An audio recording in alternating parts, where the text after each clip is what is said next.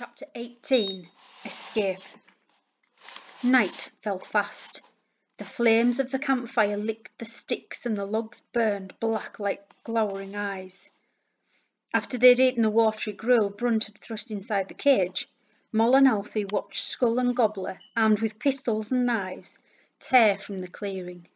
And before long, just as Alfie had said, Skull's boys began to drink around the fire. Alfie nodded. Now's our chance. Reaching through the bars, he slotted the rabbit bone into the lock. He turned and twizzled it this way and that. Moll winced at its scratching, but Skull's boys wouldn't hear. They were drinking hard, now clattering mugs of beer together and trading dirty coins. Alfie fiddled on, twisting the bone at every angle, working the lock free. Then just like that, click. He pushed the door gently and it nudged open. Moll's heart leapt, but then she looked down. We'll never get past Brunt and the others. They'll see. And what about the vapours? All of a sudden, there were shouts from the fire. Moll gripped Alfie's arm in horror. I can see it again, Brunt was shouting. Over here, lads. He leapt up from the fire and ran into the far end of the clearing, calling the other boys to him. They all peered into the trees. Moll's heart hammered inside her. What are they looking for? But Alfie was grinning. I don't know, but it's going to give us a clear run. Go, now! Moll twisted out of the cage, clinging to the bars, then hauling herself up onto the roof. Her pulse raced in her throat as she scampered across the dome and leapt into the tree. Alfie followed. A magpie shuffled on a branch above them, staring down with beady eyes. Moll's heart rose. Mooshie had always said magpies brought good luck, and right now they needed it. More commotion at the opposite side of the clearing. Shouts, pointing, the boys edging further into the trees. Moll and Alfie were in with a fighting chance, and they slipped from the tree down to the ground. Alfie bit his lip. They've moved to the cobs to the other side of the camp. We're not going for Raven now, Moll whispered. We'd risk everything. We'll come back after we find the amulets. As soon as the words were out, she knew it was another promise she planned to snap. Alfie nodded. Can you run? Moll shot him a scornful look. Can I run? I was born running. Like fleeting shadows they sped between the trees, on and on, away from the clearing and towards the heath, and all around them the darkness grew as night deepened. Somewhere above the trees there might have been a moon, but the branches blocked the sky, warding off its light. Within seconds, vapours curled out of the shadows, a mist of faceless black. Moll's blood raced. Alfie gripped her hand and yanked her own. Don't let them know you're scared.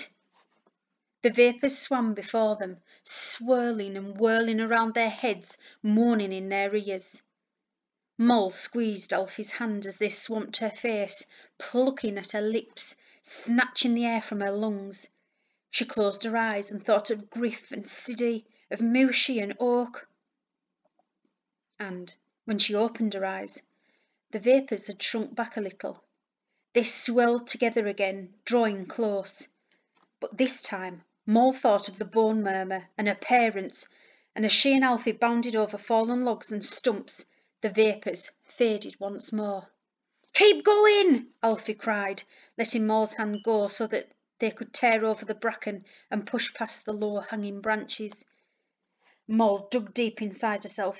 Help us, wind spirits, she pleaded. Wind seemed to gust out of nowhere, drowning the moans of the vapours. Moll surged forward into its power, feeling her courage grow. The wind rushed around her, channeling through her hair. And one by one the vapours crumbled into trails of black thread. Moll and Alfie ran on, smiles spreading over their faces, until gradually the trees began to thin. Alfie punched the air. We did it! Moll grinned, and then, to her surprise, she found herself wishing her parents had been there to see her escape. She ran on. What's behind Skull's mask, she panted. The question had lodged in her mind since she'd seen the witch doctor a few nights earlier. You ever seen his face? Alfie shook his head as he tore through a thicket of bracken. I don't think anyone has. Sometimes I think there's nothing behind it. Like there might have been something once, but it's rotted and died, and now only the mask is left. Moll raced on, level with Alfie. There's something strange about him, something stranger than a witch doctor with a mask and an evil chant. Like he's not quite real, like he's a ghost almost. Alfie slowed down as he clambered over a fallen log and met her eyes. You're bright, brighter than I thought you'd be. There is something strange about Skull. He shot Moll a glance. He hasn't got a shadow. Moll scrunched up her nose as she stopped to catch her breath. But everyone's got a shadow.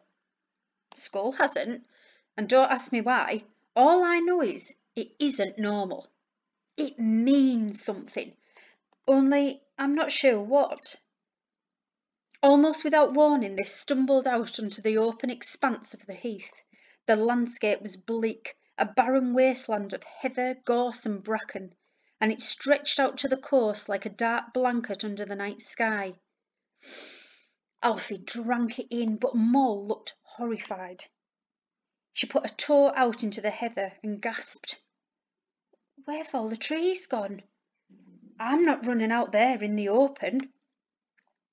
There aren't many trees on the heath, Alfie panted. It's heather and gorse out here. Shoulders bunched up to her ears, Moll took a few steps forward.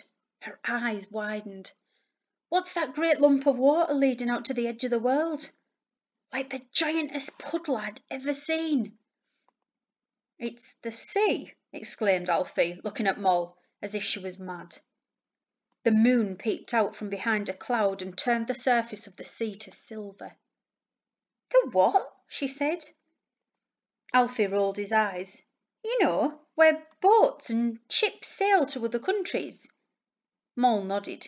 She had no idea what he was talking about, but she'd never have admitted it. And that's not the edge of the world either, Alfie added. I know, Moll replied. Then under her breath, that definitely, absolutely is the edge of the world. She opened the roll of leather. Moonlight shone on it, and she read aloud. Many and many a footstep from you, in a hovel among the gorse, a wild maiden lives who must ensue by marshland and heather grown coarse. Moll's body tensed, partly because she knew the maiden might be close, partly because once again the letters in front of her seemed to quiver and swell. It was just certain ones, but before Moll could work out any sort of pattern, the letters stilled and looked ordinary once more. The hovel will further on, Alfie said. Moll nodded. Follow the path past the bog myrtle ponds. Alfie pointed to a sandy track just in front of them, which led out over the heath. Let's take this path. It'll wind up at the marsh where the bog myrtle ponds are. Where we can start looking for... Something moved through the trees behind them. Something fast. Something strong. Run! Alfie yanked Moll onto the path and they hurtled down it, but the footsteps bounded closer, tearing up the sandy track behind them. Together they raced on, not daring to look back. And then Moll stopped dead and turned round. What are you doing? Alfie yelled, spinning back to face her. But then he too stopped running. A wildcat was standing right in front of them.